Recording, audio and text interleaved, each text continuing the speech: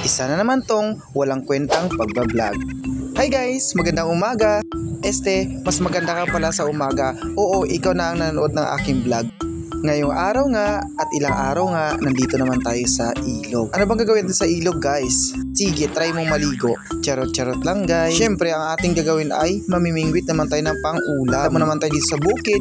Maraming libre na pwede nating pagkukunan. Sa sobrang expert ko nga mga will, ayun, instead na isda ang makuha, sanga ng kahoy ang kinuha. Dali-dali naman tong kinuha ni Albert Puka. Charot-charot lang. Kunyari, hindi yan takot. Pero deep inside, iniisip ko anong mayroon sa loob ng tubig. Kasi strong woman daw siya. Strong person pala. Dali-dali nga itong inabot ni Albert Wang ang aking hook na sumabit sa puno ng kahoy. Kala mo naman kung anong hook, no? Diyan, ayan, maraming salamat sa buhay mo, Kuya Bert. Ate Bert pala. Yung feeling na nadaos-dos ka na sa tubig pero mas pinili mo magpainggit ka pa. Diba? Muntik ka pa. Makalipas ang 10 taon. So ayan na mga guys, nakahuli na po tayo. Ako mismo nakahuli nito ha. Hindi ko na lang po na-videohan guys. So meron po tayong isang sapsap. Yan. Oh.